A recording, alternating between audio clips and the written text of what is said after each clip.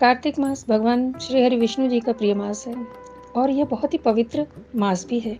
इस पवित्र मास की प्रतीक्षा हम प्रतिवर्ष करते रहते हैं। तो आइए जाने कि कार्तिक मास कब से आरंभ हो रहा है, स्नान दान का महत्व क्या है और इसके नियम क्या हैं, तथा साथियों सनातन धर्म में कार्तिक मास का जो खास महत्व है इसके बारे में भी हम विस्तृत रूप से जानेंगे। भगवान श्री हरि विष्णु जी का यह अत्यंत प्रिय मास है। ठीक शरद पूर्णिमा के बाद में कार्तिक मास आरंभ होगा। आइए जाने कार्तिक मास कब से कब तक है। कार्तिक मास का आरंभ 28 अक्टूबर की रात्रिकालीन ग्रहण अवस्था के समापन के पश्चात 29 अक्टूबर की प्रातः से आरंभ हो रहा है और 27 नवंबर को सोमवार के दिन कार्तिक पूर्णिमा के साथ ही कार्तिक मास का समापन हो जाएगा और इसके साथ ही पंचभिक्षु व्रत की भी समाप्ति हो जाएगी। तो आइए जाने कार्तिक मास का क्या महत्व है। कार्तिक मास को चातुर्मास का विशेष मास माना जाता है क्योंकि इस मास में भगवान श्री हरि विष्णु अपनी योग निद्रा से जागा करते हैं। पूरे 4 माह की योग निद्रा के पश्चात भगवान विष्णु देवोत्थान एकादशी के दिन जाग जाते हैं। शास्त्रों के कथन अनुसार इस माह में ब्रह्म मुहूर्त में गंगा स्नान का बहुत महत्व है, या फिर गंगा जी के करीब में जो लोग नहीं रह पाते हैं वे किसी भी पवित्र नदी या सरोवर में जाकर स्नान कर सकते हैं। तो इससे उन्हें कई गुना अधिक पुण्य की प्राप्ति भी होती है और इसी समय सूर्य जी को अर्घ भी दे देना चाहिए। अब हम जानेंगे कार्तिक मास में तुलसी पूजन के बारे में।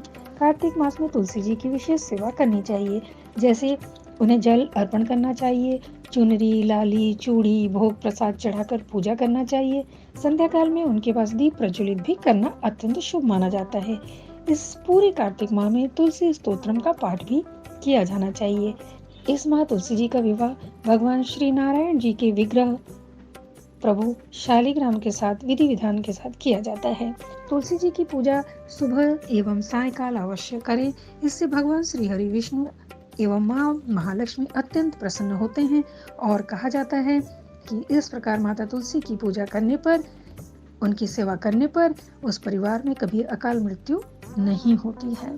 कार्तिक मास धन की देवी माँ महालक्ष्मी जी का भी प्रिय मास है। माँ महालक्ष्मी जी की पूजा धनतेरस से लेकर दीपावली एवं तत्पश्चात तुलसी विवाह तक बड़े उत्साह के साथ मनाया जाता है। भगवान श्री हरि के जागरण के कारण यह माँ जितना पवित्र है, वहीं माँ लक्ष्मी जी की पूजा उपासना के कारण भी यह माँ धन प्रदायक माना जाता है। माँ महालक्ष्मी जी की पूजा के साथ साथ उनके स्तोत्र, मंत्र, सुक्तम इत्यादि का पाठ करना अत्यंत फलदायी होता है। इस माह यदि हो सके तो तिल के फूल भगवान श्री हरि विष्णु जी को अवश्य अर्पण करें। तुलसी जी का पत्ता, कदम्ब पुष्प और आंवला भी उन पर अर्पित किया जाए तो तीर्थों का फल प्राप्त होता है। एक बात और भी बता दें कि इस माह महादेव जी पर बेलपत्र तथा तुलसी मंजरी चढ़ाने का विधान है। तो आइए साथियों, अब हम इस कार्तिक मास के महत्व को नंबर वाइज जान लें ताकि याद रखने में सुविधा हो और आप उसी अनुसार प्रतिदिन इस पूरे कार्तिक माह में अपना सारा पवित्र कार्य कर सकते हैं।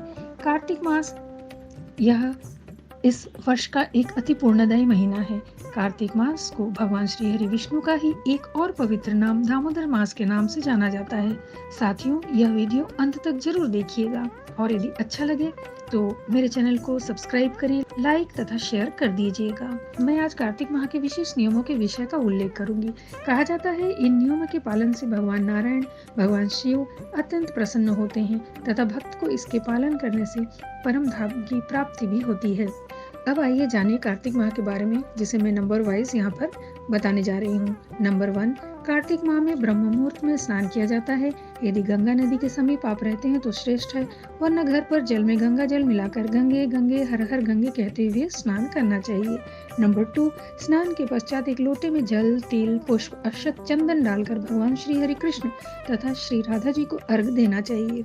नंबर 3, स्नान के पश्चात भगवान सूर्य को अर्घ एवं माता तुलसी जी को पूरे कार्तिक मास में जल अर्पित करके सींचना चाहिए। नंबर 4, उसी समय जलाशय के निकट एक दीपक भी प्रज्वलित कर देना चाहिए। नंबर 5, कार्तिक माह में अपने पितरों को अर्थात अपने पूर्वजों को भी जल के साथ तिल तथा पुष्प मिलाकर तर्पण किया जाता है। मान्यता है कि तर्पण में जितनी संख्या में तिल होंगे उतने ही वर्ष पितर देवता सूर्य लोक में वास करेंगे। अतः पितरों के नाम से आसपास के जंगल, झाड़ियों, झुरमुटों के पास दीपदान अवश्य किया जाना चाहिए। नंबर 6, कार्तिक माह में माता तुलसी की विशेष सेवा की जाती है। उनकी पूजा करने के पश्चात प्रतिदिन तुलसी स्तोत्र का पाठ करना चाहिए। यह अति पुण्य का कार्य माना जाता है। इससे भगवान श्री हरि विष्णु की कृपा प्राप्त होती है तथा माता तुलसी जी का आशीर्वाद जीवन को सुखद बनाता है। नंबर 7, कार्तिक माह में भागवत कथा, राम कथा ज्यादा से ज्यादा सुनना चाहिए तथा अपने गुरु द्वारा दिए गए मंत्र का भी भरपूर जाप करना चाहिए। नंबर 8, कार्तिक माह में तुलसी जी की पूजा तथा उनकी हर प्रकार से सेवा किए जाने पर श्री राधा रानी अत्यंत प्रसन्न होती हैं तथा भक्त को परम धाम गोलोक धाम प्रदान करती हैं।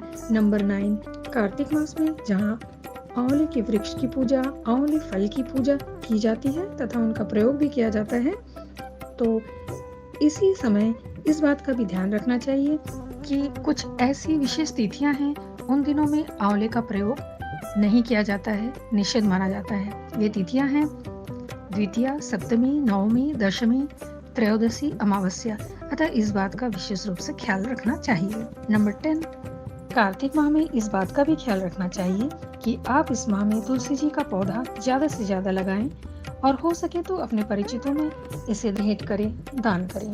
नंबर 11, कार्तिक मास में जरूरतमंद लोगों को कुछ न कुछ उनके जरूरत के मुताबिक सामग्री का दान अवश्य करना चाहिए।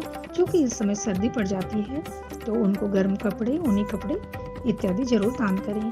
नंबर 12, पूरे कार्तिक मास में कार्तिक माह में विष्णु सहस्त्र नाम का पाठ जरूर करें।